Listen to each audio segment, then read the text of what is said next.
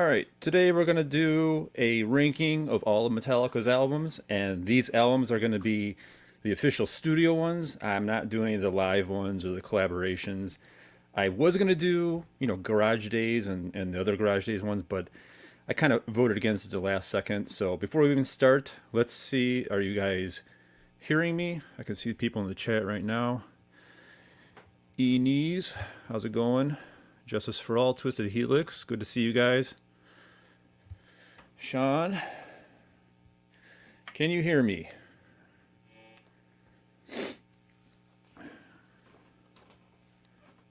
Loud and clear. Okay, let's see if you can hear my guitar now. We'll probably need it for later.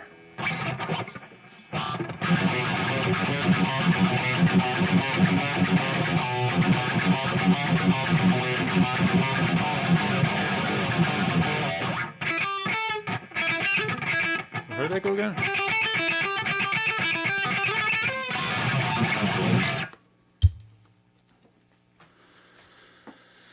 You hear the guitar too? Or is it just my voice? Can you hear a guitar? Justice for all. All right, good. Good. So, gather on the campfire. Here's a little story time, because before, I'm not a Metallica fan. I used to be, and that's what I want to get into here. Because that's kind of important to how I'm looking at this a little bit different. So I'm going to go back to the very beginning. I want to say I was probably in junior high school when I first heard Guns N' Roses. And that was when Appetite for Destruction came out. And that was all I was listening to for that whole year. I didn't really know of any other bands. It was really popular back then. So I just listened to Appetite for Destruction. It was basically on repeat, just doing it over and over and over, listening to it. So one year, I went to my friend's house. It was in the summertime. And he said, there's something I want you to hear that's going to make you forget about Guns N' Roses. So I said, no, it's not possible. I mean, Guns N' Roses, that's where it's at. Nothing's going to beat Guns N' Roses. So he plays this album called Paranoid.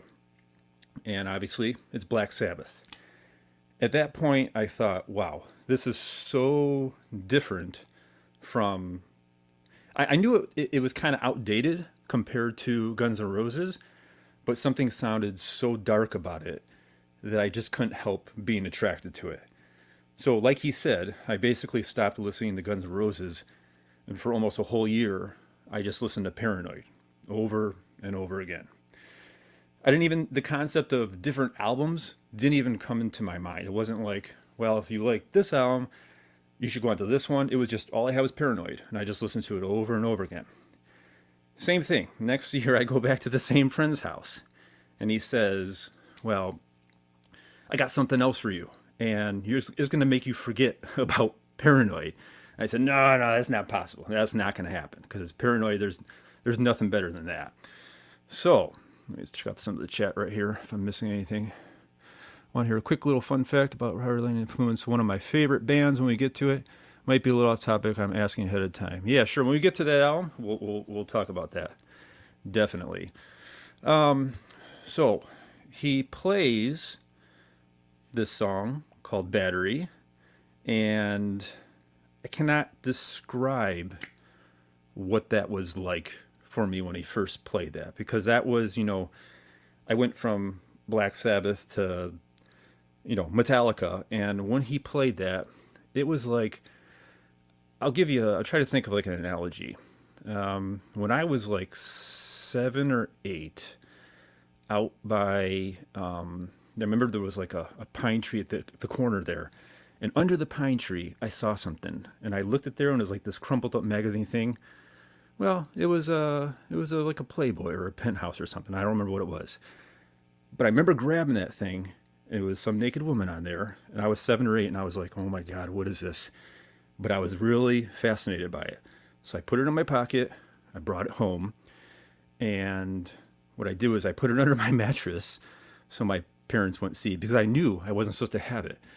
But I'd go back like every 30 minutes to check on this piece of this portrait of this woman, because I was fascinated by it. I knew I wasn't supposed to have it, but I was fascinated by it, and I kept checking on it. That feeling I had at 7 or 8 was very close to the same feeling when I first heard Battery. When those distorted guitars kicked in there, it felt like I'm not supposed to be listening to this. I'm not supposed to hear this, but I cannot help be attracted to this, and I want to hear more of it. So that's how it was when I first heard Battery. Is everyone still doing good here in the chat? Let's try to see here. Yes, Mike, I do have OCD. Oh, and by the way, Mike here is a good friend, and he made this for me. This is a case. Does anyone know what band this is for here in the back? This thing is incredible here. This is of a certain band. Some of you may know it. If you do, please put it in the chat. So he made this for me. This is a really cool thing. I'm not sure if it's made out of steel, iron, but it's awesome. Let's see what we got here. And then you went to some friend again. He played Megadeth for you, so you forgot about Metallica as well. Actually, that did kind of happen, but I didn't forget about Metallica. Megadeth was a little different. That was a different friend, and I did like it. But this is why. So at the time, Metallica were my gods. At the point that they were everything for me. I even liked, like, Metallica was more important in my life than him back here, which obviously he's more important. That's he with a capital H. I was just in love. I worshipped Metallica at the time. And from Metallica, then I started getting into all the other bands. Yes, Sean, that is correct. That is Overkill. This is the symbol back here. This thing is incredible. I'm surprised no one's ever commented on my videos when I got this up here. I thought for sure people would say, hey, that's the Overkill symbol. That's Charlie, or sorry, Chadi is probably how it's pronounced. But, so going that's how it all started for me with Metallica. So I loved them. The Black Album is what changed it for me. Now, it wasn't, how can I say this? It wasn't like the Black Album came out and I said, this is horrible. It wasn't anything like that. It was, so I remember I was, I think it was August 12th, 1991. I wasn't able to drive yet, so I rode my bike down to a local record store, and I remember waiting in line to get the Black Album. And it was during summer vacation, and I got it. I came home, and I had already heard, at least I heard Enter Sandman. So I took it home. I listened to it. I thought it was okay, but it didn't excite me like the previous 4 albums. And at the time, I didn't know why. I couldn't figure out why I didn't like it like the other ones. Because it kind of sounded like Metallica. Obviously, it wasn't as fast, but that wasn't the reason. Something was different for it. Twisted Helix says, Black Album, worst cover art ever. Smell the glove. Spinal Tap, yeah. Smell the glove for sure. That's definitely a Spinal Tap moment. So, over time, what happened was, I couldn't get into it, and I couldn't figure out why. And then I started to really, I guess, I don't want to say analyze it, but it just came to the point where I realized I didn't like it as much. And I kind of soured on them over a while. And, oh, hey, Unready. Haven't seen you in a while. Good to see you here. You're the same thing, huh? Yeah, that was a turning point for you as well. I remember Kurt saying something like, well, 95% of our fans are still with us. And I remember thinking, I feel like I'm becoming that 5%. And I seriously just lost interest in them. And I started discovering more underground thrash bands. That's when I started moving into more like Violence, Atrophy, and that kind of stuff like that. And to be honest, I hadn't really heard Metallica that much other than some of the singles. And that's what we're going to get into here now. So let's start. I don't even know what the ranking is right here. So let's just check out what we got here. So share this screen here. Okay, what do we got here? I don't even know what's coming up first. I randomly put them in. Thrash metal. Hey, buddy. He says, yep, I went to rock. Yeah, kinda. I mean, for load and reload, yeah, sure. But I still consider the Black Album. It's metal. It's metal. I mean, it's not thrash, but it's still metal. It's still fairly heavy. And we'll get into that once we get to that album. So we got the first thing here. All right. And if you guys were here last time, you know that when I do this, I'm ranking these within Metallica's discography. Meaning, An S for Metallica is not going to be the same as an S for Violence. You know, Violence has my favorite album ever, Oppressing the Masses. No other S from any other band I do this is going to beat that. So I'm only ranking within Metallica's atmosphere there. So I put a few more here this time. S, A, B, C, D, and Stinky. So let's see. What do we got here? What did he say? So Ralph, why can I not see this? Ralph Hubert of Mekong Delta fame had said that four-piece bands will objectively never hit as hard as orchestra because of the brass section. Would you agree with that?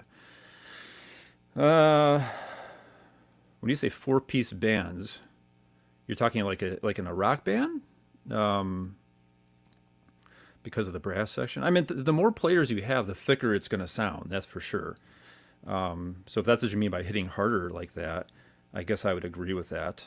You know, like just in an orchestra, if you have the more people you have, the more layers of sound you have, the thicker it's going to sound. Username, user last name. Greetings. It's username last name. User last name. Sorry. Hey, you're too nice there. All right, so let's get into the actual first one here. And as you probably remember from last time, this may change as I go about. So, we got Ride the Lightning first here. So, Ride the Lightning. Let's put this. I'm going to put this in A territory right here. Yeah, it's not my favorite, but it is really good. So I think we'll keep that right there. Yeah, it's a good point, Thrash. That Rush sounds pretty good with only 3 dudes, though. But that's Rush, you know? That's Rush. Hey, Mikhail, how you doing? Cost too much to split the gig pay at the corner bar with 38-piece orchestra. That's a good point. Yeah, that's a good point for sure. Ride Lightning has Escape, so it can never have a 5-star ranking. Yeah, Escape is not. That's probably my least favorite song on this album. But I don't think it's bad. But even back then, I knew something was different about it. But this one, I was I mean, at the time, you know, obviously, I was obsessed with. Was it Fight Fire with Fire? I can't. Can I still play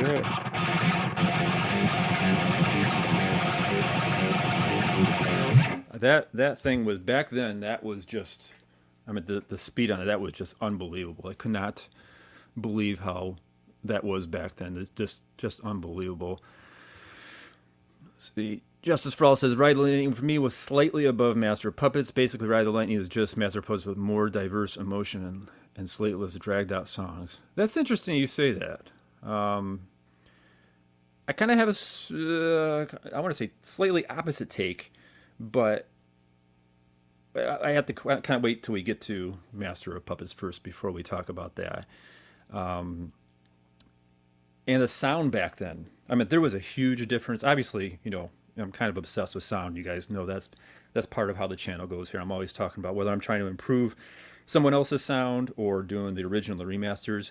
The jump from Kill 'Em All to Ride the Lightning in sound quality, at least for production and guitars, way different. And you think about it in 1984. How many bands in 1984 sounded like Metallica did? None. I have never found any that even come close. Part of that is because of that engineer. I'm blanking out. Is like a Fleming, Rausum or something. I can't remember his name. Maybe if you guys remember his name, you can put that in the chat. Part of it, I'm sure part of it was due to him. But I think he really was important to their sound. At least getting that real kind of, that's right there. Rasmussen, that's what, yeah. Okay, yeah, everyone's doing that. Yeah. Hey, Thomas. Only production for Ride the Lightning for me is reverb, too much of it. Yeah, I guess there is. But, you know, reverb can make something really atmospheric sounding, so I actually don't mind that. That doesn't really bother me. Especially, I mean, on my own stuff, I put reverb on anything that's like over a certain, you know, because I don't want to do, if I'm doing like, you know, I don't want to do something dry like that. I want to put reverb on that. But anything when it starts getting like into the,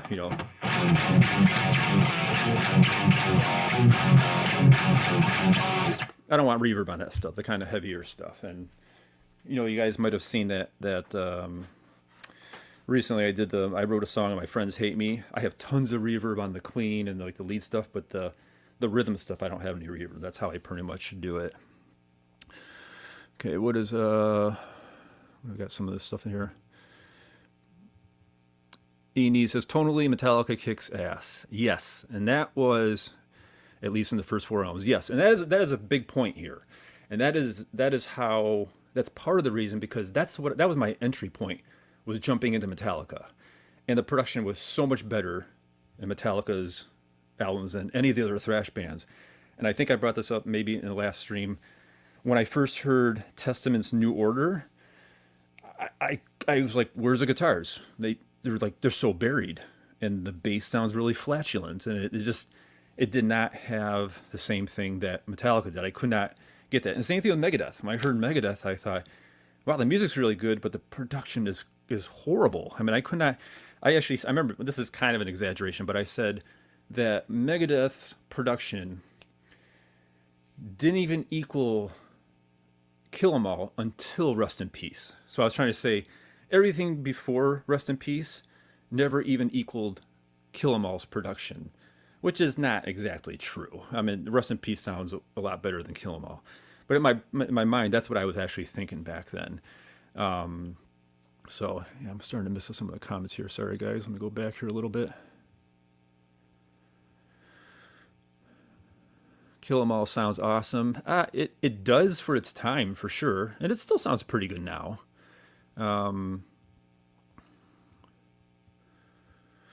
Hey, I'm just going to throw my weird ranking here. Ride the Lightning and Injustice for All are S.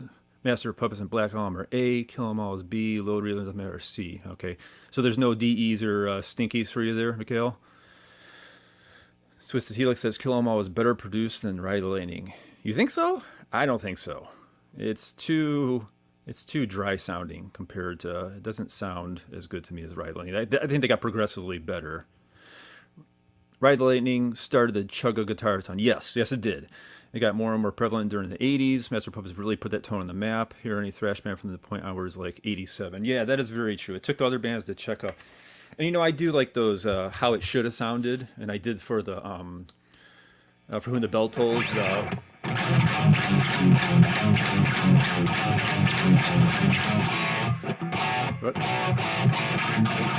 don't remember what it was, but that really didn't need. I mean, it sounded really good. I basically just used that as an excuse to play that because I just really wanted to play it. Val asked, what was your favorite Megadeth album, or what was your first Megadeth album? That was So Far, So Good, So What? And the production is horrible on that. But because I think first of all, I love Jeff Young. I think he's my favorite Megadeth guitarist. That's a probably really unpopular opinion. I love the way their guitars sound with the reverb and delay, both him and Dave. I don't like the way it sounds rhythmically, but I think, other than like the cover on there, that's my favorite album. And it could be because I'm being biased. That's what I was first introduced to, and I loved it. I heard Set the World Afire. I just thought that was incredible. Peace Cells. Yeah, I know Peace Cells. People like Peace Cells. I'm not that crazy. I do not like the production on Peace Cells. I think it's really flat, kind of boring sounding. But that's just me. Yeah, Testament has always had... Testament, they sound so much better now, but even now, I don't like Testament's production. Obviously they sound really good. They got Andy Sneap doing all their stuff. The problem with their production to me is everything sounds spongy, and I don't know how to express that. It's like the total opposite of the way Pantera sounded. Pantera sounded really like the sound, it really sticks and grips onto stuff, and the notes are really prevalent, and you can hear each note really individually. But I feel like Testament, it's almost like they're using too much distortion, and the notes blend together, and it doesn't have a lot of definition to it. And it sounds heavy, but that part always really bugged me. Sometimes you got to back off on the distortion and gain to make something punch through a little better. Let's go. Wow, this thing is really hard to see. Username, last names. I started with Justice and it blew my mind. Back to Puppets, Lightning, Kill sounded very distinctive of both production and musicality. They all hit hard at the time. Yep, they sure did. They sure did.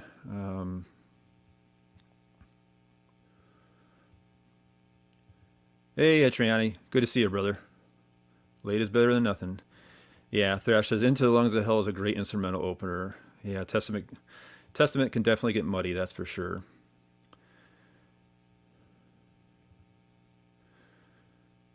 Hey, Galileo. Have you heard the original Randy Burns mix for Peace Cells? What are thoughts if you have?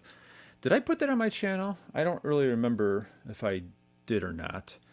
If I did, I probably was not impressed either way. Yeah. Peace Cells, I think Peace Cells is a bit overrated. I don't care for Peace. I mean, I think it's good, but I just think it's overrated. But so getting back into, so we got Ride the Lightning. Yeah, that's, and you know, I really like Call of Cthulhu. Everything's pretty good on there except for Escape, and I don't hate Escape. It's just not as good as the other songs on there. But the sound is really good. Obviously, that's really important to me. Let's go into the next one here. What do we got here? Oh, Death Magnetic. Okay, so this one, where am I going to put this one? Now, these albums I've been listening to, and this shows you how much I love you guys. Look at this right here. I'm gonna, before I do this, let me put this back over here. See this? Can you guys see this? This is the new Overkill album. It's still in the wrapper. I bought this Friday night, but I didn't have enough time because I wanted to do this stream. I'm waiting till, as soon as this stream's over, I'm going to open this and probably listen to it. Because I really like the song The Surgeon. I think I've only heard The Surgeon and maybe it was Wicked Place. The Wicked Place is okay, but The Surgeon, I really thought that was a great song. So I'm kind of excited for the rest of this. Yeah, and I pretty much Overkill, I say, is my favorite band. But that's for you guys, because I wanted to do this and get this. I listened to every album here, I want to say at least 2 times. And I'm glad I did, because some of my perspective started changing the second time around.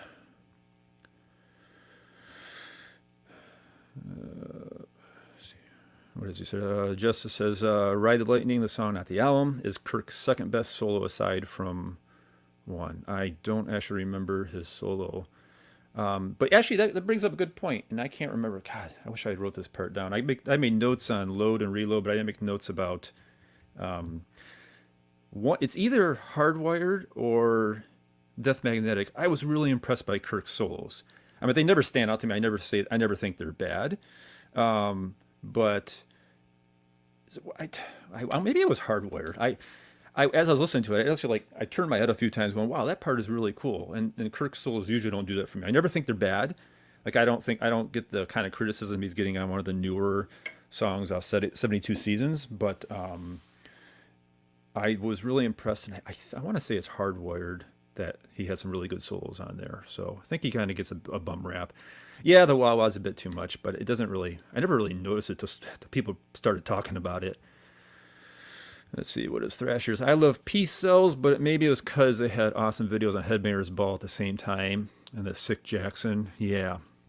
Headtrainer, that's my dedication to you guys. See, Mike, so every time I try clicking on one of it moves up in the chat, so I sometimes miss it. Mike says, I think you like the title track on Scorched. Yeah. And obviously, Mike and I are huge Overkill fans. Death Magnetic goes down an entire tier depending on which version I'm listening to. So that's a good point. That's a really good point, Justice. I'm not gonna fault them for. You're talking about the original, which is clipped and distorted beyond belief, versus the Guitar Hero version, which is not. I'm actually not gonna judge the album, even though obviously I'm superficial. I judge sound all the time. I'm gonna pretend like that original version doesn't exist. I just use the Guitar Hero version where there's no clipping or distortion. So I'm doing it based off of that. Wait a minute, how did I... Oh, when I put this back, I think this one was first. Death Magnetic, I actually liked it quite a bit. I did not like the sound in terms of obviously the guitar stuff. I'm gonna put it. I wish I could put it like right in between there. You know, for now I'm gonna put it here. This might come down later. What I did not. A pro and con about Death Magnetic. I thought there was a few parts on there, and I can't give you like a concrete reason. It reminded me of old Metallica, like the first four albums. And I can't say like, this riff would have been on this album or something. There's nothing like that concrete, but it just something about the atmosphere, the composition reminded me a little bit of the first four albums, and I think that's why I kind of was impressed when I first heard it. Like I think the riff for Death Magnetic, and I do not know. At first, I can't play it because I don't have D. But you know, like there's that the triplets in there. It's like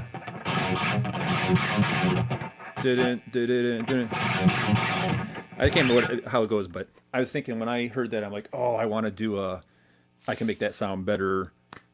Sure, I had to get my other guitar and tune it down to D, but that thing from All Nightmare Long, really good. I was very impressed with that. Even when it's not really thrashy, I like that song all the way through. And there's a lot of parts on Death Magnetic where it had at least one or two good riffs, and overall I thought the song was pretty good, the composition.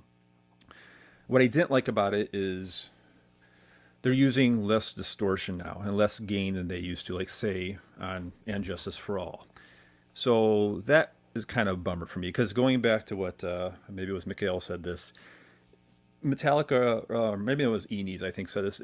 Their production is always that has been the standard, and I felt like starting with Hardwired, it became more like I don't know, it's almost like a garage band. It didn't sound really produced. And I don't need to like super produced, but I think when you go from something like Master of Puppets, the Black Album, to Hardwired, it really sounds like a real raw feel. And it doesn't have, and going back to that whole thing I just was saying, it doesn't sound really layered. Like there's not a bunch of sound to it. That's how I felt about Death Magnetic. And you might have seen someone on YouTube said, like Death Magnetic done with And Justice for All guitar tone. When I heard that, I was like, this is awesome. So I think if it had something closer to that, or maybe the Black Album even, that might even boost it more up for me. But the guitar sound, it really bugs me when they nerf it. I guess I'm getting older here, and I'm not calming down in terms of my intensity for sound. I'm always like trying to get more and more aggressive.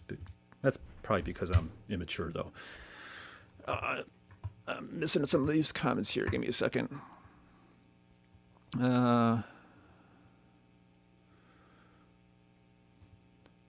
Yeah, Enes, and I think you might be the one who told me to check out Kirk's solo EP. That was pretty good. It's don't expect Metallica if you listen to Kirk's solo EP. Very good. I was really impressed. Not to the point where I'm going to buy it, but if you get a chance, check it out on YouTube. It's not that long. It's definitely worth checking out. It sounds like he's not. I don't want to say he's not being constrained, but it's pretty unique and creative. So Matthew says, not thrash metal, but have you listened to The Real Thing by Faith No More? If so, what is your opinion on its production? I love that album. I have that album. Woodpeckers from Mars. Freaking love that. What's the one that's like Sorry You're Dead or something like that? I can't remember the name of the thing. I really like that album. In fact, that guitar sound, it has this really kind of metallic sounding guitar to it. It's not as heavy as some of the other thrash stuff, but I really, really like Jim Martin's tone on there. And I have been trying to figure out how he's got that, because I would like just a little bit that and put that into mine. I mean, mine's really, I got a really aggressive, heavy, saturated sound. I have a lot of zh to it,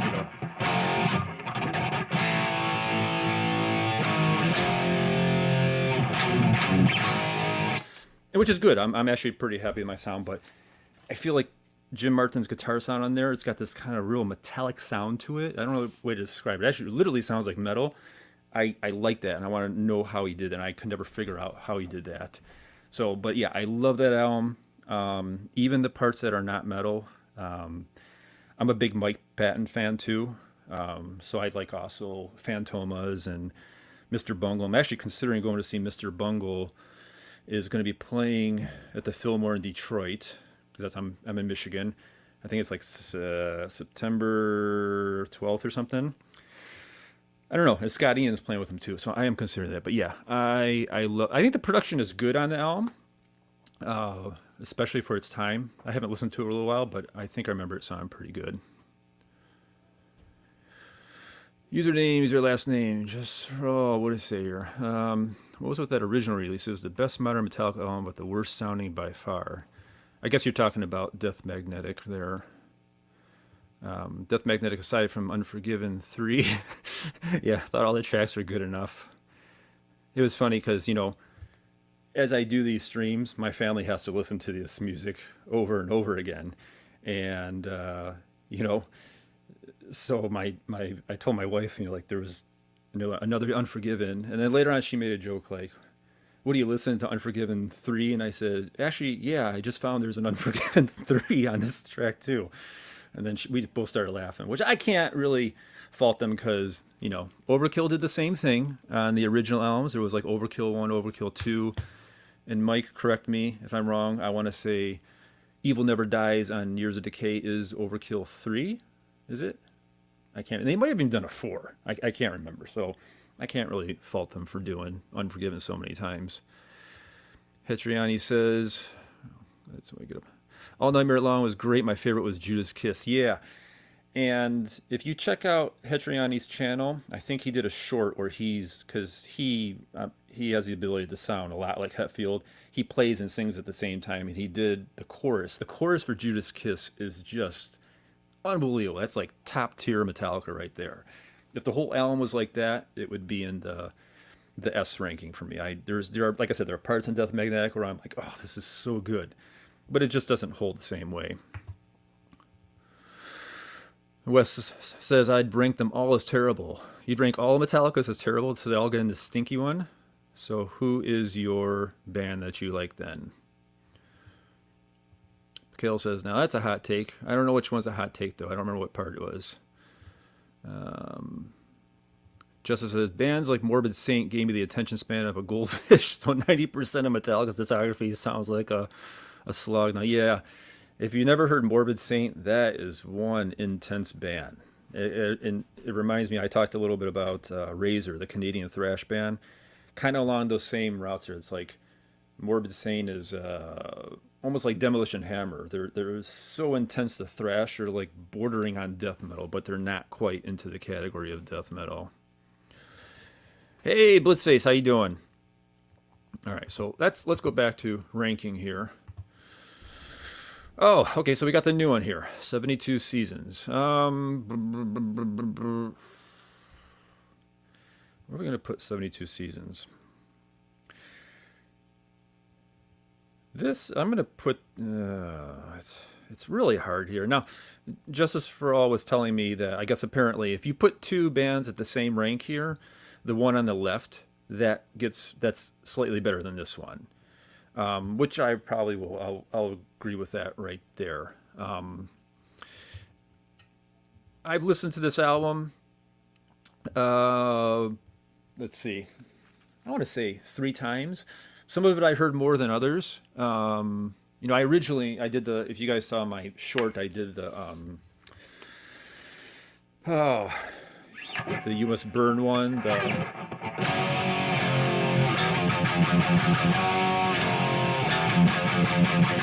and then I'm probably going to do a bunch of others. I was originally working on, God, what is the name of that song? Shadows Fall is something like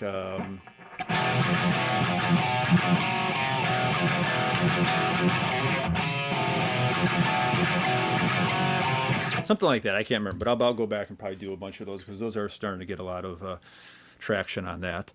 But yeah, I'm probably going to rate. I'm going to keep 72 Seasons around that area there. Again, like the same thing with Death Magnetic. It sounds. There are parts in it where I was pretty bored, and the other parts I thought, oh, this sounds great, and I just felt like it was too inconsistent. A little bit worse off than Death Magnetic. Like some of the, I'm going to say some of the songs, I think there's some kind of sleepwalking song. It almost put me to sleep. It was pretty boring. And I know a lot of people talking about that last track is like Immortarda or something like that. It's like 11 minute.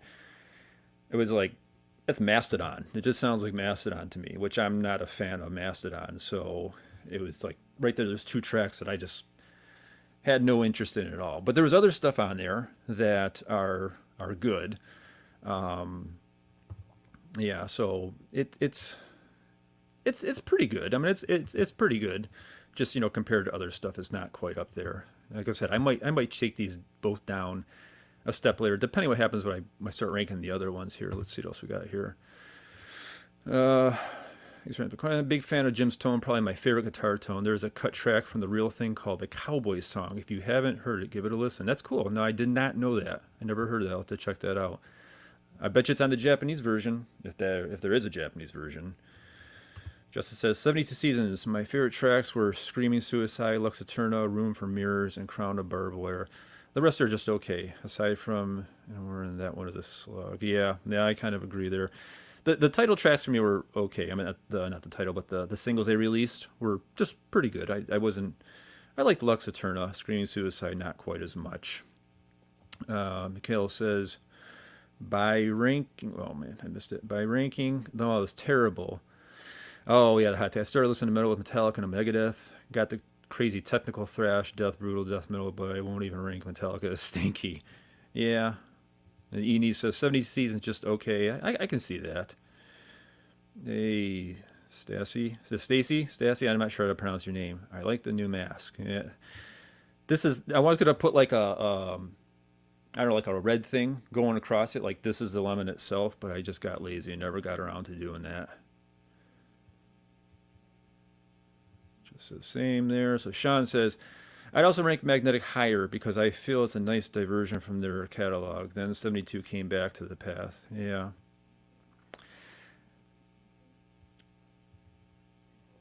Sorry, I can't pronounce your username here. Agvamo. It's hard to properly review 72 Seasons. It's new and it's competing with albums that have been released more than 30 years ago. Yeah, and that's another thing, when I was trying not to be that guy, which is, I mean, considering my age, I am that guy. I saw, obviously I grew up on the first four albums, and then I'm trying not to compare everything to that. I try to leave it on its own, and that's why when I listen to some of these albums two times through, I started to change my views a second time through. So there were albums on here which we'll get to, and I thought, oh my god, this is horrible. But at the second time through, it was not quite as bad. 72 Seasons was way too dragged out. I must say, Shadows Follow, Crown of Barbed Wire, and Too Far Gone. Yeah, Too Far Gone, that was pretty good. I like that one. I don't remember if I liked it all the way through, but I did remember liking that one. Hey, Sean is here. Sean is one of along with Justice in here, we're part of that whole YouTube collab group that we're working on the song for this other huge YouTuber that will be coming out sometime, hopefully soon. Sean says, I enjoyed 72 a lot more than I thought I would. Shadows Follow is my favorite Metallica song post 2000. I can see that. That's why I originally, I was going to do that riff for my Metallica, should have sounded like this. I actually picked that song there because that dun, dun, dun, dun, dun, dun, dun, dun, dun, is very, very basic, but I thought it was really good. The 72 Seasons is my least favorite, except for Lux Eterna. Yeah, I can see that. I think Lux Eterna is probably a better one of those. Mike says, and Mike is the Overkill expert here. Overkill 1, Overkill The Nightmare Continues, Overkill 3, Under the Influence, Overkill 4, Evil Never Dies, Overkill 5, Yeah, and I totally forgot about Overkill 3 and Under the Influence. If you never heard Overkill's Under the Influence, that was 1988. That's got really good production because Dee Dee's bass is just massive on that album. I mean, other than like Frank Bello from Anthrax, it's ridiculously loud. And there's a song called Drunken Wisdom, one of the heaviest songs ever from that period. It's just a really sick song. I agree with Magnetic. There messes up my appreciation of the Black Album, which is the best they can get when they're not thrash. And Magnetic has been the best they've been since Black. That might be. It might be. Hey, host gainers, what's up? I might talk more about the 72 as we go on. Let's go on to the next one. Oh, okay. So we got Justice, not Justice in the chat, but and Justice for All.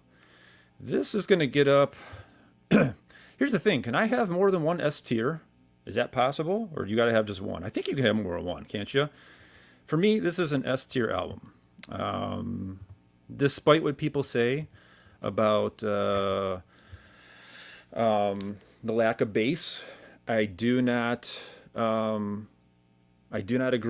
I've heard people do with Justice for Jason and on YouTube, and I do not agree. I think it makes the guitars, when the bass is turned down, I think it makes the guitars chunkier, like, especially that breakdown riff, and I can't remember how it goes.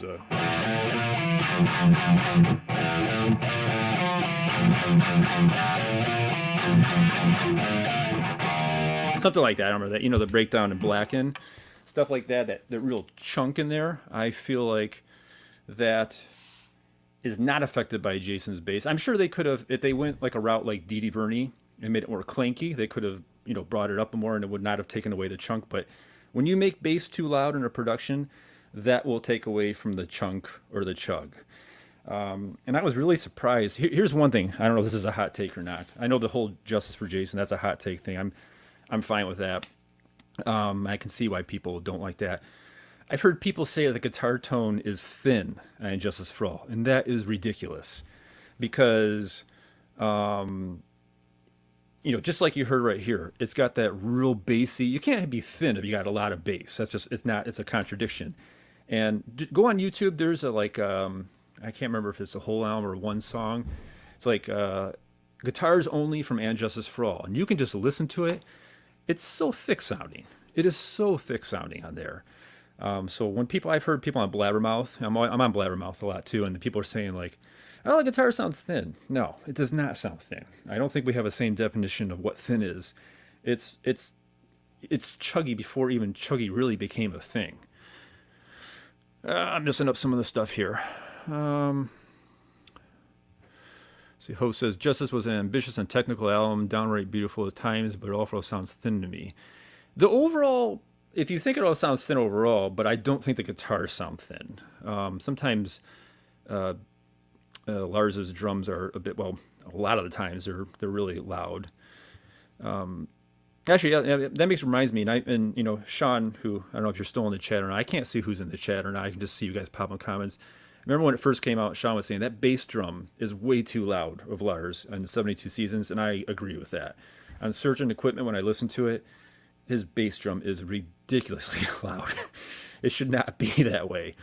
But that's just my opinion there. Let me go back up. I'm starting to miss some stuff. To the Helix says, Death Magnetic songwriting is goof, but the production is... Oh, probably good. Yeah, it's good, but the production is awful. Yeah, like I said before, I'm not really judging the engineering part of it. I think that's something got screwed up there. I don't think it was meant to be like that. Persona X7, hey, how you doing? And Justice for All is one of the best sounds of all time, period. Harsh vocals, a chunky tone, the clarity, hot take, but I love the drums. Also, the solos are Chris best. I don't think the drums are a hot take in there. It might be a little too loud, but they sound fine to me at least. And I'm surprised how many people you guys like Justice. I thought I was going to be one of the few people who, I guess it's not so much of a hot take. Guitars are bassy on their own, yep. I know how you love Chugatone, and Justice is the epitome of that. Almost a parody, if you will. Well, I really like the album. Some songs are a pain in the ass, and I don't like the mix. For me, it is an A. I can see that. Yeah, you're right. I do like the chuggy. I like that chuggy stuff before it was even called chugs. Because again, I could be wrong. Back in the day, no one called it chugs. I didn't hear that term until Sean Killian said that in the documentary Get Thrashed, which is a really good documentary. I think it's from like 2001. It's the first time I heard the word chug. But back in the day, it was all about speed, because that's what thrash was. And I remember I realized, well, you can't really be heavy if you're fast, because you got to be at least mid-paced and slower and have like a lot of low end.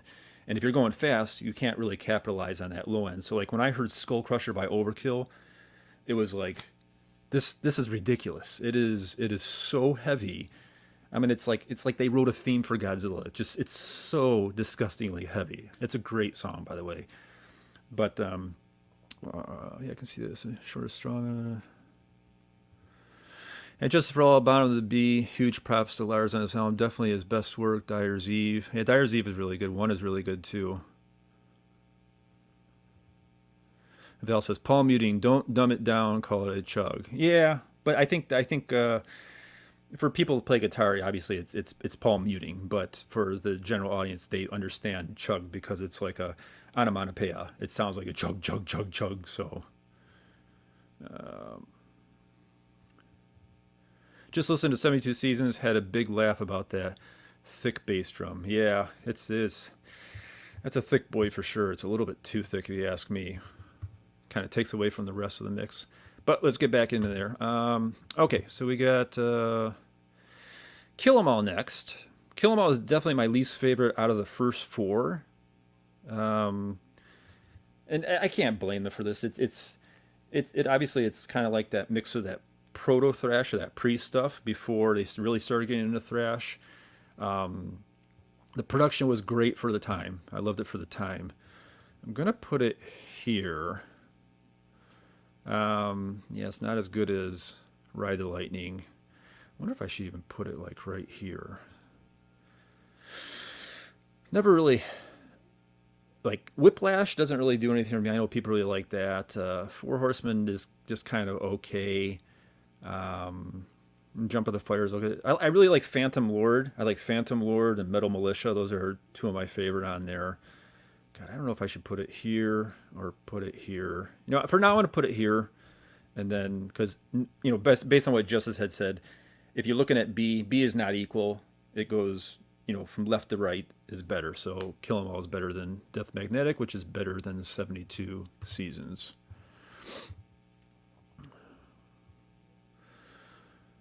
All right, what am I?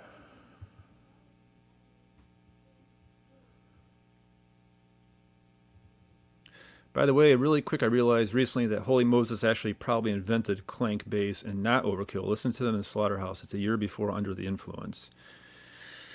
Okay, Under the Influence was 87, so that means that album you're talking about has to be 86. No, I mean, Under the Influence was 88. But I think even before then, you can still hear the clank in Dee Dee's bass, if I'm not mistaken. I don't listen to Taking Over that much, but I know they have a really heavy song called the Electro Violence. I have to listen to that again. You could be right, though.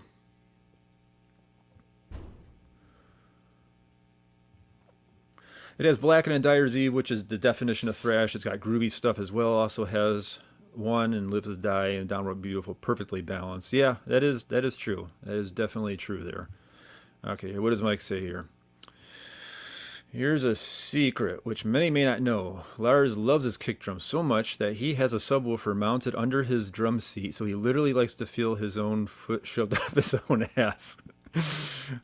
You may have told that to me before, because that does sound familiar. I think I've heard that before. It's not just his bass drum, though.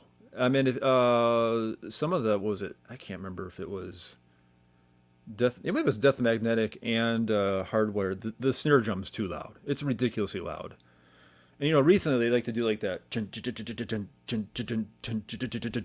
they're, you know, James is playing along with them.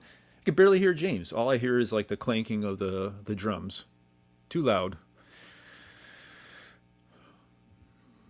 My personal hot take is that Kill 'Em All tone is their best tone. It's full of attack. Sounds like it's about to explode and malfunction. Cool sound. Yeah, I can kind of see like it's not a real smooth overproduction feel. It has a real raw sound to it.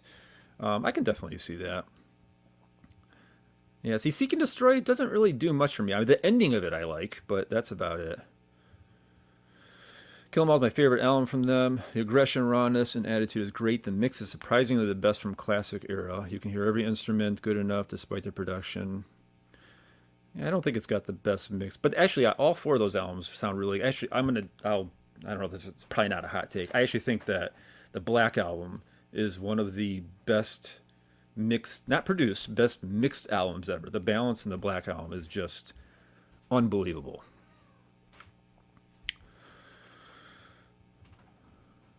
Fight for the Fire, in my opinion, is the best song opening to a song ever. I like I can see that, but I like Battery. I think Battery's the best opener for a thrash.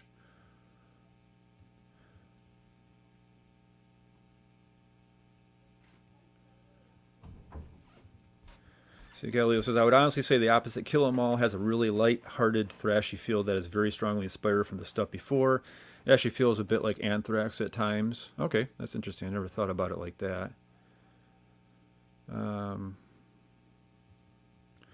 Justice says, not until Influence did he have the clank. That could be true. I have to go back. I haven't heard.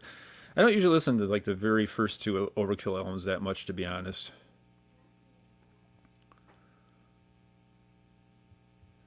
Yeah, Mikhail says, Kill 'Em All is more of a speed metal album, to be honest. Yeah, that's kind of like that. I don't know if it's like Exciter or kind of like those pre-thrash stuff, so I can see that. I mean, it does have the thrash, but all right, let's go into the next one here. Oh, here we go.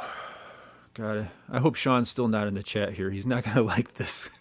So this is Reload, I guess. Am I looking at Reload?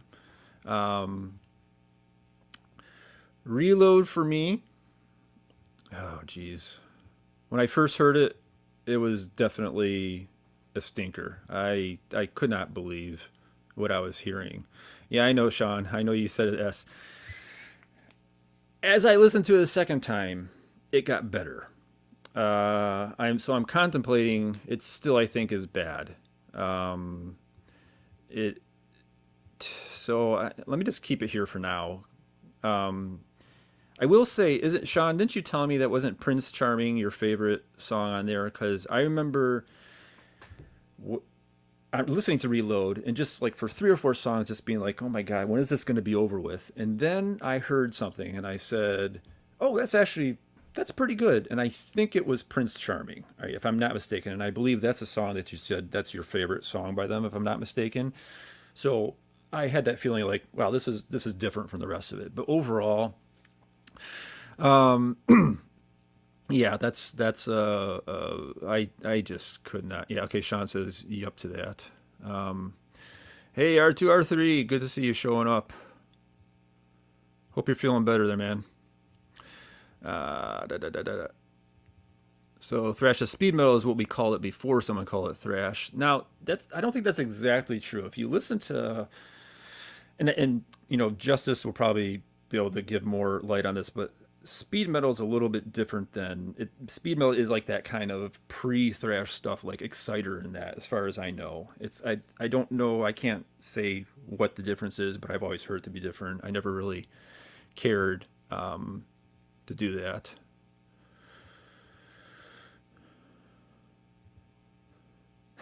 Me and my fiance are here. Better place Reload and Load at the top. I can't do that. I'm sorry, I can't do that. Yeah, Lulu's not listed here either.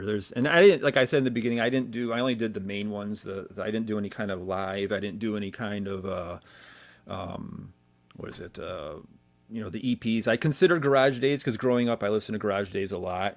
But then I would have had to have done the other Garage Days from '98, and that thing's like 3 hours long. That's another thing. Why does Metallica have like I would say like last 20 years, their albums are like an hour and 15 minutes long? For me, I think it should keep it shorter.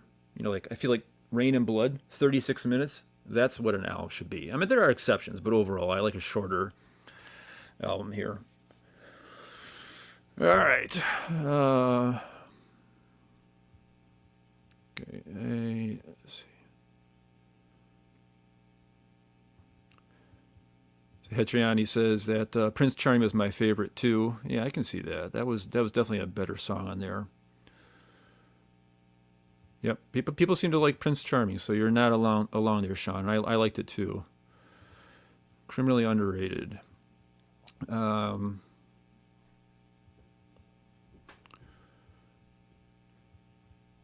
username, user last name says Load and Reload, which have an actual load on the album cover, have a very good sound production. Is that true? And musicality, but they just don't belong in Metallica's discography. Too weird seeing them there.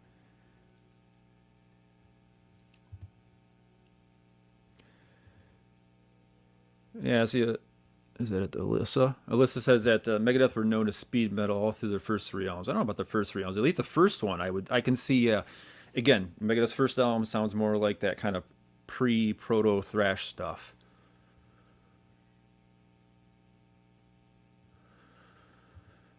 Castle Crusher Production is my favorite album of all time. Where'd it go? See, I hate this chat thing. Sometimes it'll start pushing it up and I can't read it. Favorite album of all time doesn't scratch the 2 hour mark. So, well, what is your favorite album of all time?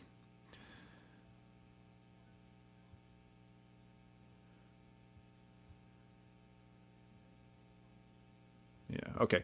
So yeah, I was not happy with. I remember at one point we were listening to it during dinner, and my wife was just like, "What is this album? This is Reload I'm talking about."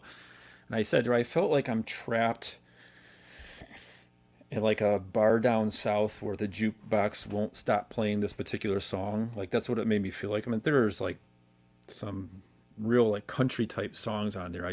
And his voice and sometimes just really got on my nerves. I couldn't take it. Um,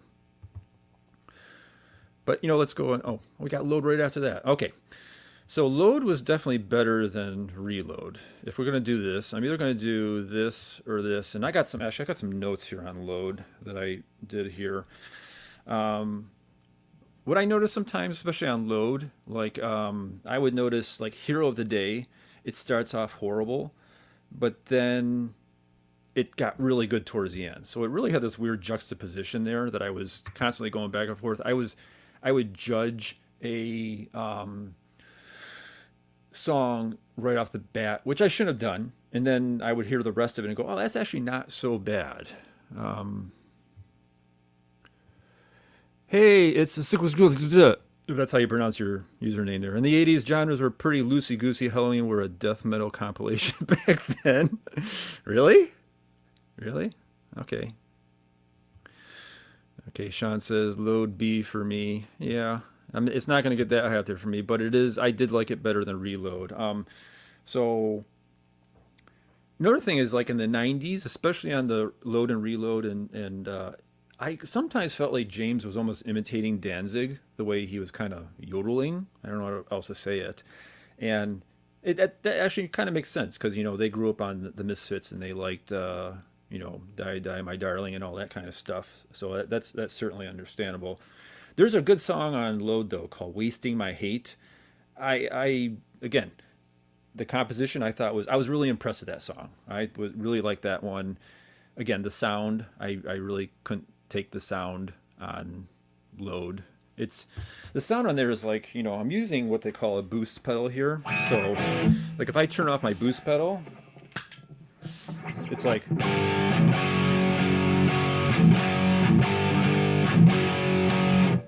that's what Load and Reload kind of sound like to me. And that when they start doing like kind of chuggy stuff, it sounds weak. So I always want them to do.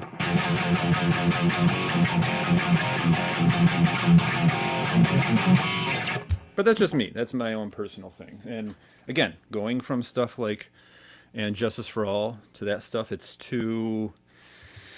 I don't know if I consider it rock. People call it rock. I still think it's metal. The song "Mama Said," I couldn't. Yeah, I couldn't take that one. I was just like, no, this is not. I couldn't do that one. Let's see. Black Album is probably a B. Load is D tier. Ain't My Bitch 2x4 until it. Yeah, I do like Until It Sleeps. I like King Nothing. Did not care for Ronnie. Did not care for that one. He says, even on the poster, So Far So Good So What, it says world's state of the art speed metal band. Yeah, I don't know if the band actually did that though. A lot of there's an interview with Blitz from Overkill, and they say something about this is like 87, 88, and he says, I don't think we're thrash. I don't want to be pigeonholed into. I'm like, but you guys are thrash. It's really apparent you guys are thrash. It's funny how a band can't escape the fans' expectations from them. Your core audience doesn't want any change in the sound and want more of the same. Metallica was very lucky with their success. Yeah, that is very true. That is very true. And I give them credit for that. I mean, obviously, Metallica from Kill 'Em All to Even and Justice is very different to Saint Anger to Load Reload and now back to. I actually think the past three albums are pretty similar. So for me, Death Magnetic, Hardwired, and 72 Seasons, I would put them in the same little bubble. Not exactly the same, but I would put them in the same bubble there. Let's see. Hot take: I cannot stand the vocals of Overkill. That's fine. A lot of people can't. Read that a lot in Blabbermouth too. Blitz's voice is a bit acquired, but to me, it's like if you like Brian Johnson, I would think that you're fine with Blitz's vocals too. That's just my. They're not exactly the same, but I would put them both in the same genre. Oh yeah, in the first couple of years of Overkill's existence, they call themselves blood metal and dressed up like vampires. Yeah. So did Slayer did that too. I remember Slayer used to dress up like in kind of like corpse paint, and Exodus told them, "You can't do that crap here, man. People are going to beat you if you do that." Because Exodus was like, the Bay Area. That was where all the violent pits were going on. When Slayer came, they told him, "You got to take that stuff off." And Slayer actually did that. They listened to him. Thrash Metal says the interviewer asked James how they invented thrash, and he said, "What's that?" What year is that interview from? I've never heard that.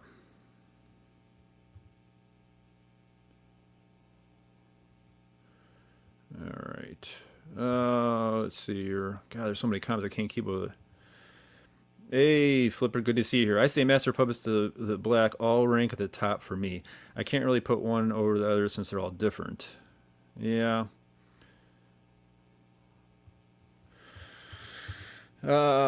So let's go back to the Black Album, and this is where it all started up here. Did I went too far up here. You guys can't really see that. Okay, Black Album. I changed my opinion on this. I kind of had a bad vibe from Black Album, but after listening to Load and Reload, I went back, listened to it, and I was like, oh wow, this is actually much better than I remember. And maybe because I've been listening to Load and Reload. Where are we going to put that? Let's see. We will. Oh, look at that. I put it right in C, and there's nothing there because it's so black. This is crazy. You can't see any of it. That's ridiculous. Where am I going to put the Black on? Am I going to put the Black on this? God, this is hard. This is actually harder than Death was. I'm going to put the Black Album here. Now, I do like the sound. I said this before. I think the Black Album is super balanced. It's one of the best mixes I had ever heard here.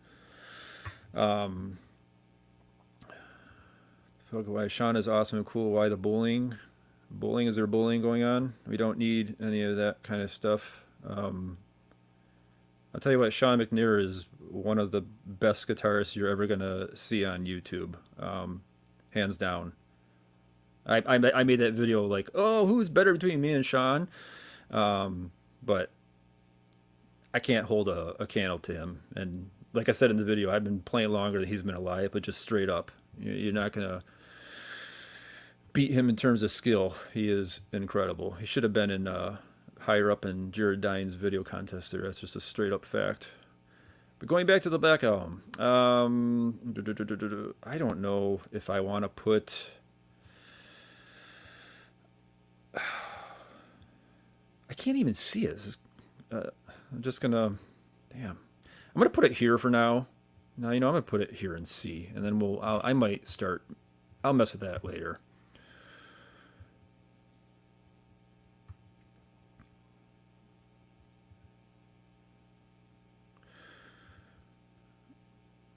All right, had to block that user right there. That was not cool. I didn't think I'd have to do that. All right. Black Album is more honest than their new stuff, but still a huge decline after And Justice for All. Yeah, I'll agree with that. I'll agree with that. Let me go back. Let me start. Okay, Master of Puppets. Obviously you can tell from my story that I told in the beginning about battery with the analogy with the porno mag I found there. This is here. This is without a no, nope, nope. This is without a doubt my favorite by Metallica. I did a short on this probably a long time ago, but this riff here, this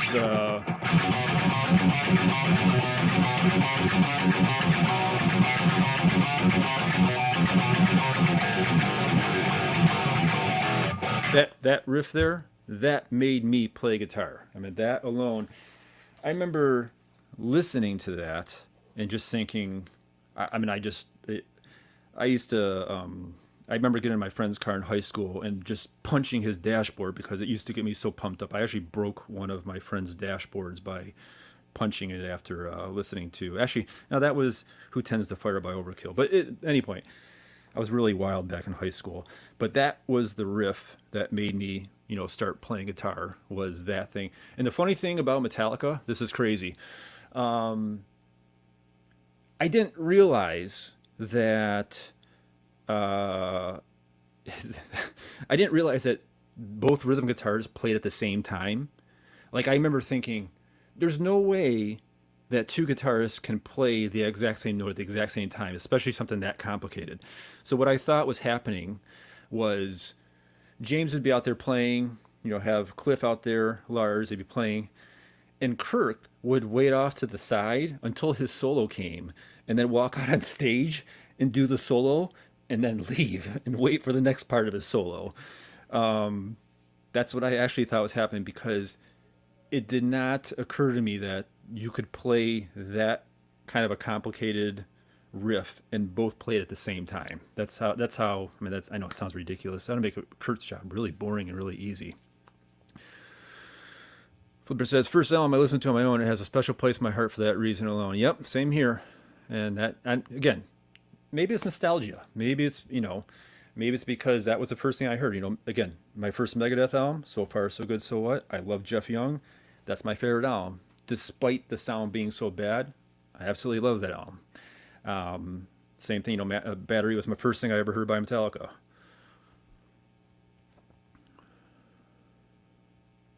Sean says, Master of Puppets, easiest exterior. Yep. I 100% agree, Sean. Yep, definitely. So, I mean, I don't think there's anything on Master of Puppets that I dislike. I think, yeah. We're saying Ride the Lightning has Escape, and Escape's kind of but Master of Puppets doesn't have anything like that as far as I can remember. Okay. Let's get into next here. Oh, now we got Saint Anger. All right, this is going to be a hot take here. I'm going to put Saint Anger over here. Wait, that's a Black Album right there, right? Yeah, I think it's a Black Album. So I don't hate Saint Anger like most people do.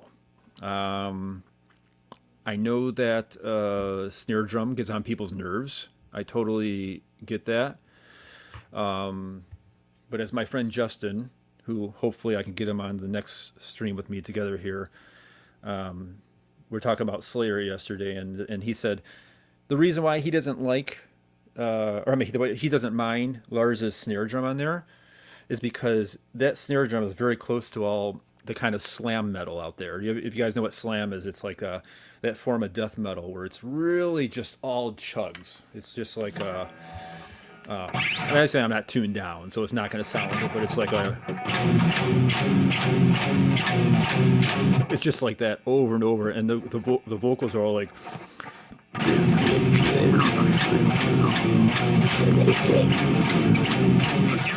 just like it's gurgling almost.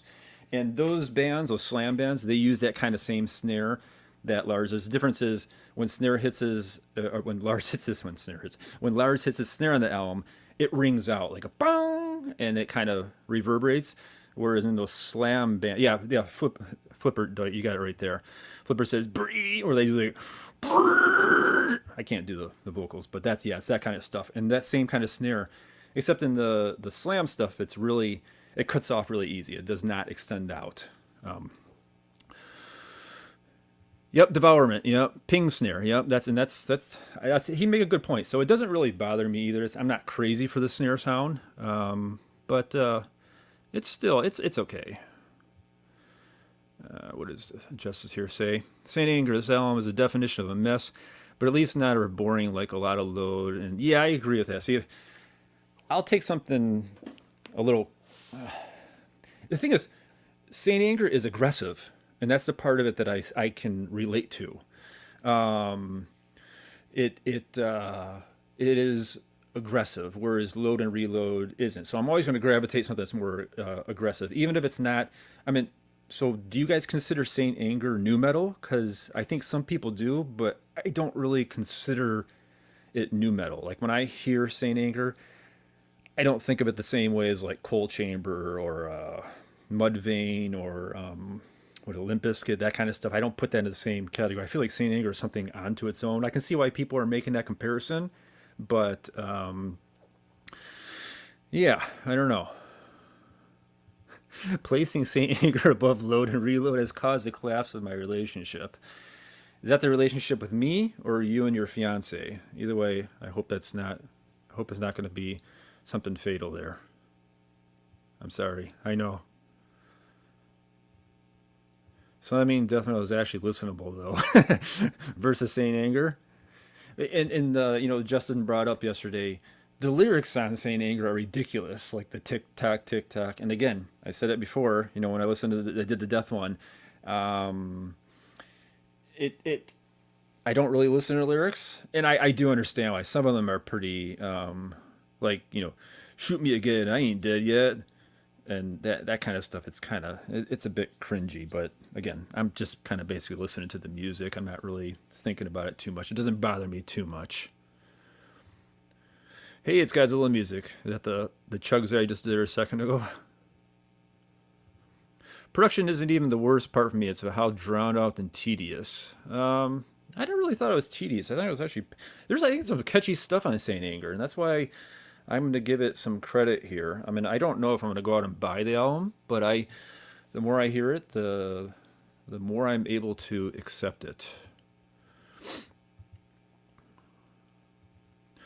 I don't need Metallica since the album Load, but I like 72 Seasons. Hey Dominic, yeah, 72 Seasons is it's a pretty good album. This will reveal how young I am, but my dad bought Saint Anger when I was a small child and played it maybe twice in the car. I asked him recently, and he simply said, "It's shit." Interesting. That reminds me, how old are you guys? Because my YouTube, my analytics say that the majority of my audience is between 18 and 24 years old. If you guys don't mind putting your age, I'd be curious. My lifestyle determines my death style. See, I didn't think that was a bad lyric. I thought that was kind of creative. But the, shoot me again, I ain't dead yet. That kind of stuff was, Both mine and my fiance's relationship, and mine and yours, I never knew we had, but no longer do. I'll try to. I hope it's not irreparable. I'll try to come up with something to make our relationship better again. I quit paying attention that day because I was more into Mudvayne and Slipknot, System of a Down. And okay, here's another thing. I know we're getting off topic here about nu metal. I do not consider Slipknot nu metal, and I don't consider System of a Down nu metal either. System of a Down is more like, any of Mike Patton's project. It's just so far out there. I know some of the guitars might sound a little nu metalish, but overall, it's too far out there. It's too creative. It's like avant-garde type stuff. And Slipknot is, I'm gonna say the composition. I can see why some people might think it's a little nu metalish, but the guitar tone is closer to kind of like a more old school with a modern feel to it. It's got a lot of distortion, a lot of saturation. It doesn't have the same stuff, like Korn. Not that nothing wrong with Korn. Their sound is really unique. It doesn't have a lot of saturation, a lot of distortion to it. The bass plays more prominence than the guitar does, which is fine. But Slipknot doesn't sound like that to me.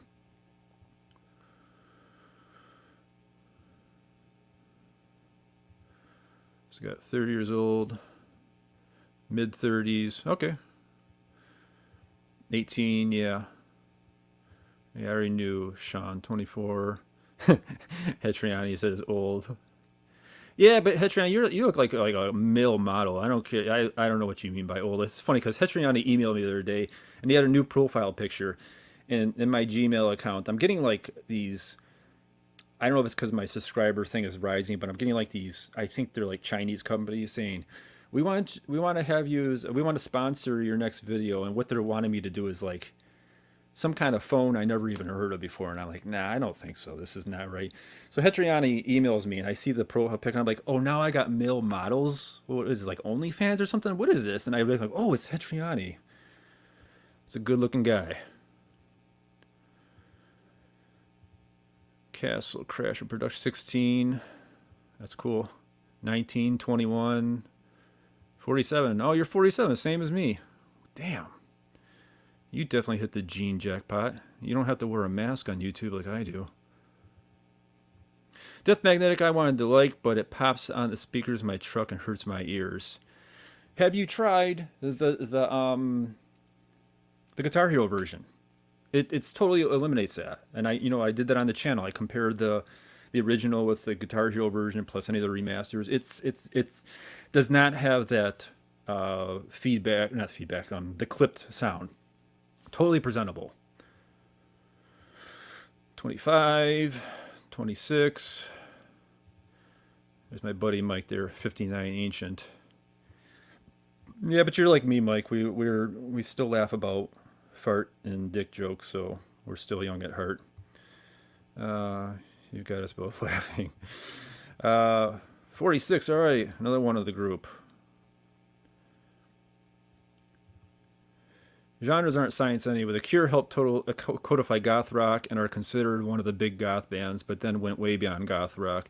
That's how it works a lot of the time, and that is true. And I sometimes get, kind of criticism for like trying to label everything into a genre, and that is right. You probably shouldn't be doing that, but for me, it goes based on a feeling of what I want to listen to. So what I try to do is my CD collection is organized by genre because I'll be like, oh, I want to hear thrash, and then I can go to the thrash section and pick whatever I want. I want to listen to old school death metal. I want to listen to Swedish death metal. I can kind of go there, and I don't know if I'm the only person who does it, but I do that. It just makes it easier for me because I go by a feeling.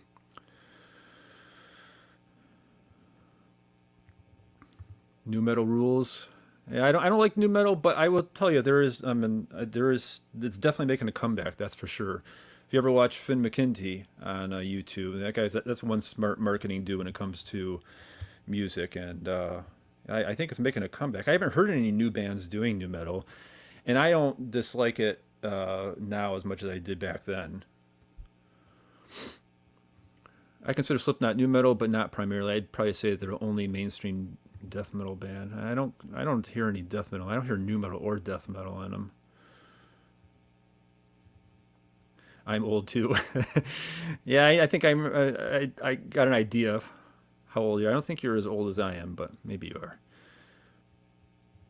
Maybe Spineshank was with Slayer. Divine Intervention show, actually, I can't remember. You're 47, dude. You sound 20. Yeah, I take the mask off. You'll see it completely different. The problem is I have a case of arrested development. So the same stuff that got me off at I'm 14 or 15 hasn't changed. I still love the same stuff. 18. I've never listened to Load, Reload, Saint Anger, but honestly I'm curious about the first two. Saint Anger just sounds like a horrible experience. It does, but you might give it a shot. I mean, I really couldn't stand Load or Reload when I first heard it. I'm like to the point where I was thinking, I want to listen to this right now. And I was listening to Load and Reload in the car on the way home, and then I'm gonna say the second or third time through, it really started to grow on me a little bit. Not I'm gonna say grow, but it wasn't as bad. Mashy 76,000 euros, saw some crazy shit. Yeah, you must be a demi-lich. I got Hardwired for Christmas and listened to once all the way through and put it down for 4 years. Then played the disc in my car recently for a few weeks and kind of got bored quick. I think Hardwire is pretty good. Yeah, it does sound fine though. It does sound fine. Let's get back into going over here. Yeah, and this is Hardwired right here. Let's put, like I said before, Death Magnetic, 72 Seasons, Hardware, they're all kind of in the same. I feel they're really same. They're really similar. There's some good stuff on here. And this may change. What the hell? This may change. I'm going to put it in here. Was it Atlas Rise? A few of those there's some good songs on there. I know they did one that's a tour I think they did with Lady Gaga live or something like that. There's some good stuff on there. And I feel like newer Metallica, especially like Lux Eterna, they're going back to those bands maybe like what's the name? Angel Witch, that kind of stuff, that kind of like pre-thrash stuff. They're really showing their influence on these 3 albums, which are cool. I definitely don't mind at all. I'm glad Metallica's continuing and growing. Their brand is still rocking out for the world. God damn, these comments here, they always move on me. Interesting ideas with movies and set lists and stuff. Yeah, I said I will give Metallica credit. They're not Slayer. You're not going to hear the same, but then maybe, again, I don't know Slayer that well either, so maybe I'm wrong. But to me, anything I've heard from Slayer all kind of sounds like it could have been on the same album. I could be wrong about that, though. Anti-Lynn, I have a question. How thick are your guitar strings? Only 9s. Yeah, I only use 9s. I might want to get into 10s, but I found that if I haven't changed them in a while, but if I get into thicker guitar strings, I lose a lot of the chug, and I like that. Well, here's one thing: if you use thicker guitar strings, you're gonna get that kind of thick bass, like. But when I palm mute, I will do like on my left speaker, I will play more like this. I play like a lighter kind of palm muting. But on the right side, I will really make it crunchy, like a. I mean, I want it crunchy, like it sounds sick, like a gonorrhea type crunchy, like you can just hear the STD falling off the guitar strings. And I like putting that together because in order for me, you gotta have something heavy. It has to have the bass, but it's got to have the crunch at the same time, in my opinion. Hardware is just so bland. Yeah, I don't think it's so bland. I like it. I actually like it. The more I hear it, the more I like it. Spit Out the Bone. I know people were talking about that one a lot. I actually liked Hardwired because Hardwired is kind of similar to Spit Out the Bone. They're both like a thrash song. I like that one better than Spit Out the Bone, in my opinion. Hardwired came out right as I became a fan. I listened to it 3 times because I really wanted to like it, but couldn't. Fell asleep every time.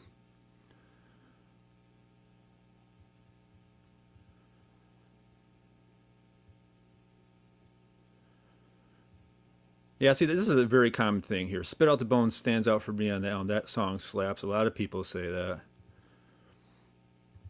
Low C for me, I really like Atlas, Moth, The Dream No More. The rest I didn't care for. What I thought was interesting is I didn't know Dream No More was a Cthulhu song. So that's the second Cthulhu song they did there, which is cool, because obviously, they got the Call of Cthulhu, and then they've got the Thing That Should Not Be, which I believe is also Cthulhu.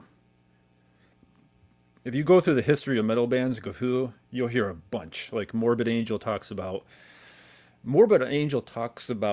Cthulhu and like all those gods in that pantheon, like they live next door to him. Like they talk about the ancient ones, and it's some pretty crazy stuff. I wonder just how much he believes of that.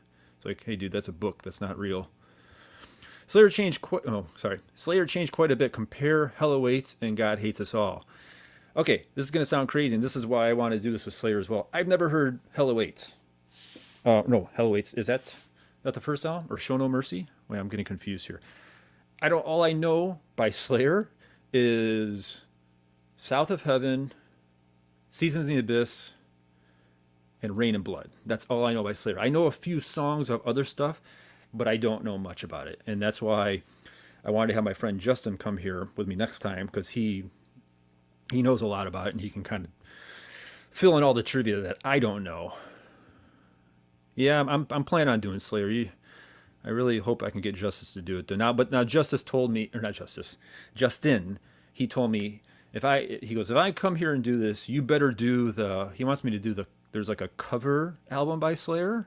I don't know if that's, like they did cover songs and he said, you have to do that one. And I don't know why, but he's said, okay, whatever it takes to get you to come here. If you consider using a black ski mask and a brown trucker cap with an anti-lemon patch sewn into it for lies, that will preserve both your helmet scheme color and the mobility you need. What I need is, I need my helmet over here. I'll show you. Oh.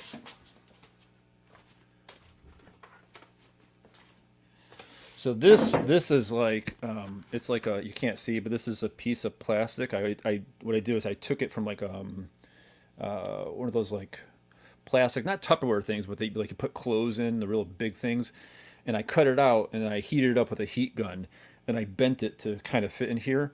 Then I took just like black hot dye from a shirt and I pulled it over and tied it in the inside so I can see out. I got about 30% visibility. I would love for a company to be like, I'm gonna rebuild this eventually one time, but I would love to have like like the tinted window type thing, so you really can't see inside. But I think I got to get bigger before I can have a company do that for me.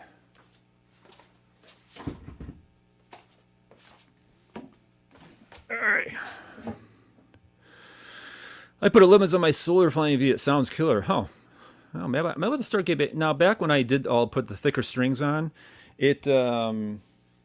If Sean, if you're still in the chat, what do you use for your string gauge? Did you say that already? I can't remember if you said that or not. I didn't have a boost pedal back then, so maybe with the boost pedal it will sound better.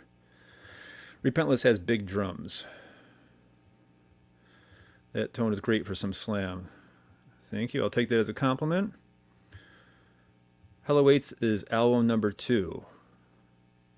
So is Show No Mercy album 1? I mean, that's how bad I am with this. It's going to be completely, I'm going it completely blind. Okay, there we go. Show No Mercy is the first. All right.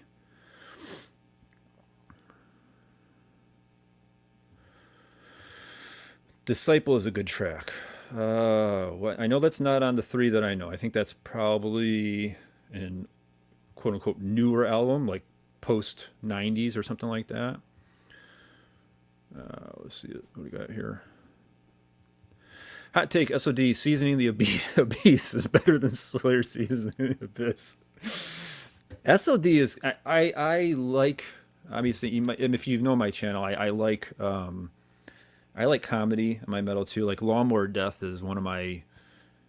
It's for me that album. Ooh Crikey! I discovered that when I was like 14. And I really liked Monty Python at the time, so I was like, this is like Monty Python meets thrash. The songs are just ridiculous. And then I remember, if you guys remember back then, there was a band called Green Jello, and it was about the 3 little pigs that had like a claymation video for it. My cousin was into that. I was into Lawnmower Death, and we used to sit there like go to a lake up north and listen to both of those albums. So yeah, and SOD and MOD. Some pretty politically incorrect stuff nowadays, but still kind of funny.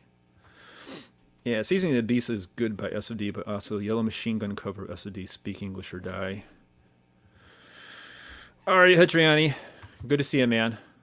We'll talk to you next time. Undisputed Attitude, is that where the track is? God Hates Us All. Wait, where am I? Sean, you use 8s? Is there such a thing as 8s for strings? I don't know if is that real? Why don't you like lemons? No, that's actually not the whole. Okay, I'll give you the short end of it. I didn't come up with Helm of the Anti-Lemon. I stole it from my cousin. Back in the late 90s, we were sitting around playing a board game. I don't know what we were playing. He was waiting for his turn. He was really bored, and he was sitting there, and he started like, as he was waiting for his turn, he started doing like these weird things with his hand. He started doing like this. He started all this weird stuff, and his sister-in-law said, "What the hell are you doing?" And without looking at her, he just went like this. And if you look at my earlier videos, you'll see I do like this kind of thing around my head in the very earlier videos. He says, "I'm wearing the helm of the anti-lemon or the crown of underdeveloped testicles," whatever you want to say. And when I heard that, I just thought, that is the most random, nonsensical thing I've ever heard before. And I remember when I wanted to do a YouTube channel, I said, I don't want to make it like metal sounding. I don't want it to be like, metal this or I love metal or anything like that. I wanted to be something totally off the wall. So I thought, oh my God, Helm of the Anti-Lemon is a great nonsensical thing. No one else is going to have it. And I can't use Crown of Underdeveloped Testicles because I think that's probably going to get me in trouble. So I picked Helm of the Anti-Lemon. And then I thought, well, I'm not going to show my face on YouTube because of my job. So that would be funny if I actually built a helmet for it. And that's how it came about. Thank you. Disciple is divine intervention. Okay. Let me go back and let me see if I'm going to change any of this here. That's good. That's good. That's good. I think that... I feel like I should put the Black Album a little bit higher than Saint Anger. I'm gonna do this. I'm gonna actually change this a little. I'm gonna put the Black Album. Not that you can really see it, but it's coming right next to 72 Seasons. I'm gonna put it right over here. And this may change over time if I hear it more. It's really hard because I've only had like a few days to really analyze it. God damn it. Put it over there. Yeah, I think that's how we're gonna keep this right here. If you want one, Ruin for You Forever, listen to the post version of the song called B. Oh, if you want one, Ruin for You. I don't know who that's by. Love it. Pretty sure Disciple is God Hates Us All. Is that the one with there's like a cross on it, I want to say. Right? And I think it has like God Hates Us All on each corner of the cross. Green Jello was forced to change their name, and I think still play as Green Jello. Yeah, that is true. Yeah, I think there was some kind of lawsuit there. I checked out Retribution, and I liked it, but I feel I need more time to really decide if I prefer it over the Ten Commandments. I'm going to check out some Overkill, is mostly just ignore them. I think, Galileo, we talked about this before. I told you to check out Ten Commandments by Malevolent Creation. And I know Retribution is the one that everyone else loves, and it's good.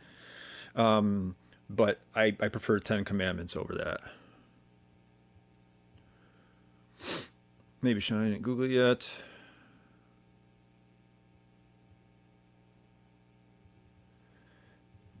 ZZ Top uses 8s, I think. Yep. Oh, so okay. I thought you were kind of trolling there. I didn't know you were actually using 8s, and that's interesting because you got a pretty thick sound there. So I'm wondering how you get that sound with 8s, because generally, the thicker the string, the better the thicker the sound is usually. I remember one time I heard Stevie Ray Vaughan, and I want to sound like that, and I put like, I don't know, 12s or 13s on my guitar, and I was like, no, it doesn't work. My fingertips, that guy's impossible. He's awesome. Great channel, love. I discovered your channel and subscribed because the name was so funny and random. Thanks. Now, the YouTube people will tell you that if I should have had something that screams metal to let people know right away what I am. But it's hard to, just get rid of a name. And do you guys know Shred, the YouTuber Shred? I think originally his title of his channel was Scott Shreds. And then he got rid of the Scott and just became Shred. And at one point I thought about just changing mine to just Helm to make it easier, because everyone calls me Helm anyway. But I think someone already has it. Or I tried to use it as that new handle, that @mark thing, but it didn't work out.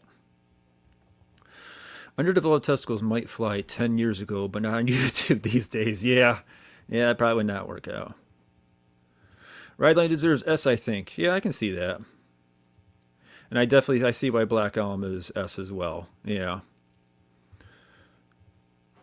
Hell, the Anti-Lemon, even with the origin story, still the most random thing I've ever heard. Exactly. And that's why I picked it, because I remember thinking, I mean, no one's going to ever string those type of words together again. I put the first four in the 5/9 EP in S, Black in B, Hardwire in DM and C, and the rest in Stank Finger. So yeah. I'm a bitch, so my fingers hurt if I go above 10s. You can't do 9s though? 9s should be, I would think, is okay for you.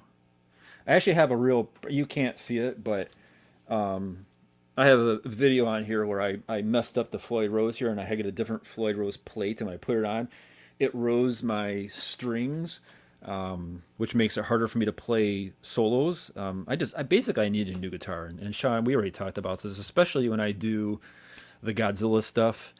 You know, that stuff is just guttural. It's subterranean low, and playing it on a 6 string it's not ideal. I need to get like an 8 string for that stuff. So I thought it meant like Anti-Lemon, like nothing bad here. No, I mean, and again, I love lemons. I have nothing bad to say about lemons. It's how he nails those sweet bends. Yeah, I think Stevie Ray Vaughan, that guy is just, oh man. I mean, obviously rest in peace, but I had to try it out, and it wasn't for me because I just realized I can't play like that. I discovered this channel from the Floyd Rose videos I got at Jackson Warrior and was having a few issues around the time the video got posted. Oh, that's cool. So maybe you've been around for quite a while. I'm actually going to do a video on what I think is the best way to put your strings on up here. Joe, what's that guy, the famous guitarist? Joe Bossa Nomai, I don't know. Sounds like a tumor. I can't remember the guy's name, but his guitar tech has this video on YouTube, like the best way to do it. And I messed it up because I'm kind of dyslexic. Like I think I messed up the left and the right, or the top and the bottom. And I found that the way that I did it actually locked the strings in better for me. And it's been keeping my tone better than it was before. So I'm probably going to do a video on that. Like my mistake led to better string tuning stability. I hate 8 strings and 7 strings. Just get a bass. A guitar should sound like a guitar. Leave alone to the bass. I have to disagree there, because at least for me, when I want to have the guitar, like you look at Overkill. Overkill removes all of the low end from their bass, and they make it higher pitch sounding, and some of the guitars start taking over that low point, and you can get something really aggressive when you have lower guitar sounding guitars and higher sounding bass. I think that's where that clank comes from. So I have to disagree with that part there. At least when I do it, if I try doing, making my guitars not so heavy and making the bass do it, you can hear the separation between the guitars and the bass, and I want it to sound like one solid sound.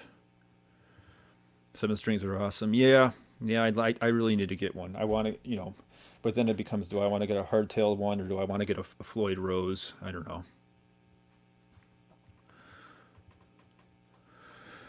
See, Tumbo says, Ride the Lightning in A? Wow. Does that mean it's too high or not high enough?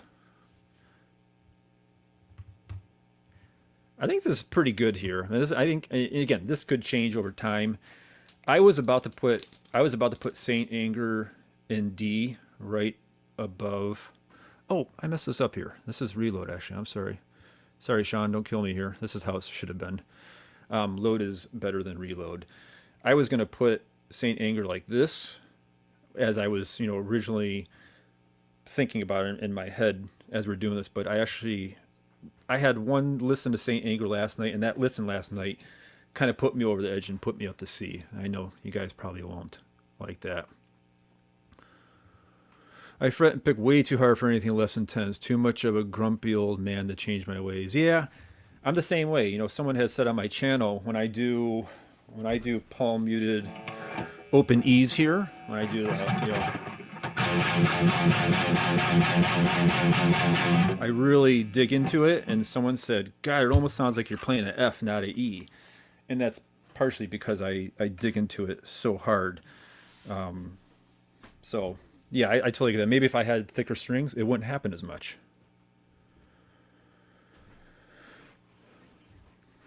Galileo says, I tend to put the ball ends in at the top these days just because less hassle than me. I essentially ignore the tremolo part because the licensed flare sucks so much. Yeah, yeah, it does.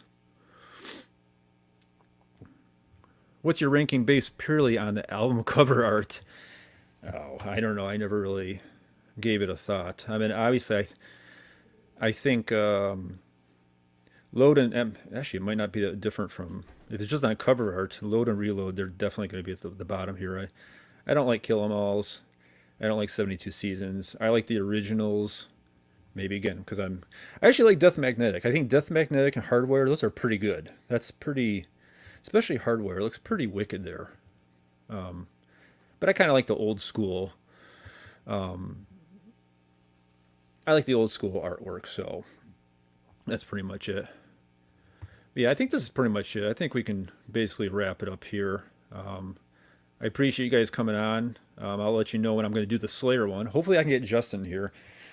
I should give you Justin's phone number so you guys can just call him all the time and bug him to come on. He's really wishy-washy and like, just come on, it'll be a lot of fun. Because yesterday we were arguing about metal, and it's not when we argue, it's not like, it's nothing really toxic. It's just we're just kind of teasing each other, but we argue a lot. He's always telling me like, what is wrong with you? And because I'm always talking about sound. Like he let me listen to some kind of Slayer song, and I said, yeah, it sounds good, but the drums are too loud. And he's like, all right, I'm done with you. And he just like left the table. But I would like to get him on, especially because he has a lot more knowledge about Slayer than I do. And again, there's a lot of Slayer that I have not heard, other than those three. So yeah, Morbid Saint is a great mix of music and a great cover art. Yeah, but Morbid Saints, their mascot, doesn't it look like Eddie? I mean, doesn't it really? It really looks like a zombified Eddie. I always thought it'd be cool if a band used a 7 or 8 string guitar, regular 6 string, 5 string bass, and 4. Yeah, why not? Give it a shot. That'd be cool.